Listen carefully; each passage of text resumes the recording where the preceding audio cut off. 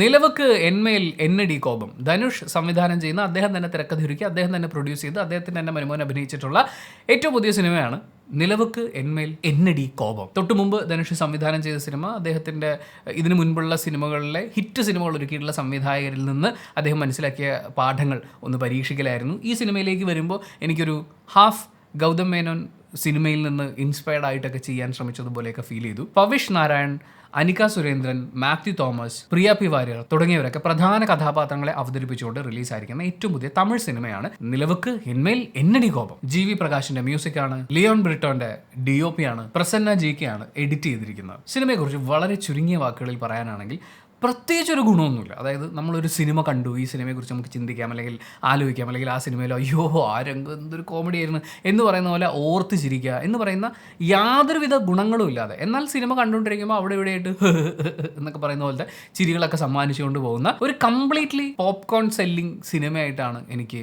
NEEK എന്ന് പറയുന്ന ഈ സിനിമ അനുഭവപ്പെട്ടത്. വളരെ കുറച്ചിടങ്ങളിൽ മാത്രമാണ് എനിക്ക് ചിരി വന്നത്, പക്ഷേ തിയേറ്ററിൽ അവിടെ ഇവിടെയായിട്ട് അത്യാവശ്യം ചിരി ഉണ്ടായിരുന്നു. പോസിറ്റീവ്സിലേക്ക് കടക്കാനാണെങ്കിൽ സിനിമയുടെ വിഷ്വൽസ് വളരെ നന്നായിട്ട് അവർ എടുത്തു വെച്ചിട്ടുണ്ട്. എന്ന് വെച്ചാൽ നല്ല കളർഫുള്ളായിട്ട് ജിൽ എന്നൊക്കെ ഇരിപ്പുണ്ട്. പിന്നെ അതിൻ്റെ ആസ്പെക്ട് റേഷ്യോയും എനിക്ക് ഇഷ്ടപ്പെട്ടു. പക്ഷേ ഈ സിനിമയ്ക്ക് ആ ഒരു ആസ്പെക്ട് റേഷ്യോയിൽ കഥ പറയുന്നത് കൊണ്ട് എന്തെങ്കിലും ഒരു ഡിഫറൻസ് ഉണ്ടായിട്ടുണ്ടോ എന്ന് ചോദിച്ചു കഴിഞ്ഞാൽ എനിക്ക് ഫീൽ ചെയ്യുന്നില്ല. രണ്ടാമത്തെ പോസിറ്റീവ് ഈ സിനിമയിലെ ഹ്യൂമർ പാർട്ടാണ്. അത് മാത്യുവിൻ്റെ ക്യാരക്ടറിലാണ് കൂടുതൽ വർക്കായിട്ടുള്ളത്.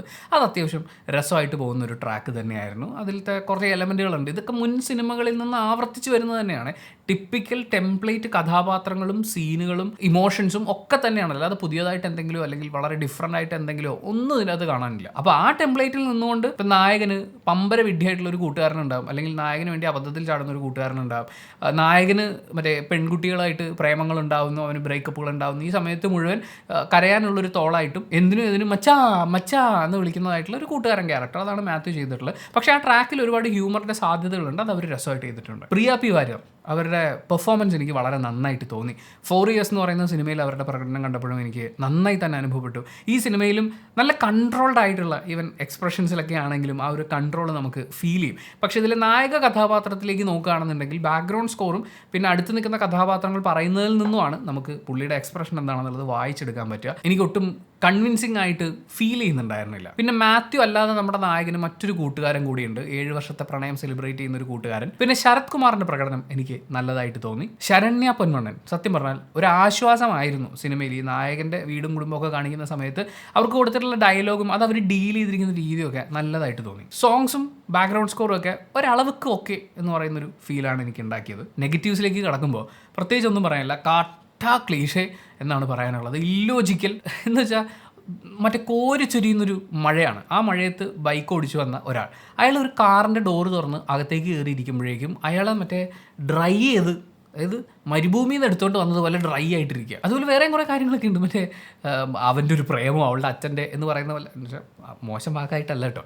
ഇങ്ങനെ നമ്മൾ സിനിമ കണ്ടുകൊണ്ടിരിക്കുന്ന സമയത്ത് നമുക്ക് തന്നെ പറയാൻ തോന്നുന്നു എന്താടാ കഥയിൽ ഈ കാണിച്ചുകൊണ്ടിരിക്കുന്നത് എന്ന് പറയുന്നത് പോലത്തെ കുറേ സാധനങ്ങൾ, പഴയ സോപ്പ് കഥകളൊക്കെ എടുത്തുകൊണ്ട് വന്ന് വീണ്ടും പതപ്പിക്കുന്നതായിട്ടാണ് എനിക്ക് തോന്നിയത്. പക്ഷേ ഞാൻ പറഞ്ഞില്ലേ, ഈ ഹ്യൂമറിൻ്റെ ഒരു ബലത്തിൽ തട്ടിയും മുട്ടിയും കുഴപ്പമില്ല. അതായത് ബോറടിച്ച് തലക്ക് കൈവച്ച് എണീറ്റ് പോരാൻ തോന്നുക എന്ന് പറയുന്ന ഒരു ഫാക്ടറിലേക്ക് എത്തുന്നില്ലെങ്കിൽ പോലും പ്രത്യേകിച്ച് ഒന്നുമില്ലാതെ വെറുതെ പൊക്കൊണ്ടിരിക്കുക. തലച്ചോറ് പ്രവർത്തിപ്പിക്കുന്നത് ഇഷ്ടമല്ല. തിയേറ്ററിലെ തണുപ്പിലിരുന്ന് പോപ്കോൺ കഴിക്കുമ്പോൾ അതിനൊരു പ്രത്യേക മധുരം തോന്നുന്നു എന്നൊക്കെ ആണെങ്കിൽ പിന്നെ തമാശയൊന്നും വേണ്ട. മ്യൂസിക്കും പിന്നെ സിറ്റുവേഷനൊക്കെ കാണുമ്പോൾ എന്ന് പറഞ്ഞ് ചിരിക്കാൻ തോന്നുന്ന ഒരാളാണെന്നുണ്ടെങ്കിൽ ഒരു പക്ഷേ ഈ സിനിമ നിങ്ങളെ എൻജോയ് ചെയ്യിപ്പിച്ചേക്കാം. എനിക്ക് ഈ പറയുന്ന ഫാക്ടേഴ്സ് കൊണ്ടൊന്നും ഒരു സിനിമ ഒരു നല്ല സിനിമയായിട്ട് സജസ്റ്റ് ചെയ്യാൻ തോന്നാറില്ല. അതുകൊണ്ടാണ് ഒരു മോശം പടമാണെന്നൊന്നും ഞാൻ പറയില്ല. പക്ഷേ എനിക്ക് മികച്ചത് എന്ന് പറയാൻ തോന്നുന്നൊരു ഫീലും സിനിമ ഉണ്ടാക്കിയിട്ടില്ല. പക്ഷേ ഞാൻ ഈ പറഞ്ഞത് മുഴുവൻ എൻ്റെ മാത്രം പേഴ്സണൽ ഒപ്പീനിയനാണ്. സിനിമ ഓരോരുത്തർക്ക് ഡിഫറൻ്റ് ആയിരിക്കും. ചിലപ്പോൾ ഈ സിനിമ കണ്ട് നിങ്ങൾക്ക് അതിഗംഭീര കോമഡി എൻ്റർടൈനറായി ഫീൽ ചെയ്തിട്ടുണ്ടാവാം. ചിലപ്പോൾ ഒരു ഇമോഷണൽ ഡ്രാമയായിട്ട് ഇതിനെ വളരെയധികം എൻജോയ് ചെയ്യാൻ പറ്റുന്നുണ്ടാവും. നല്ലൊരു ലവ് സ്റ്റോറി ആയിട്ട് തോന്നിയിട്ടുണ്ടാവും അല്ലേ?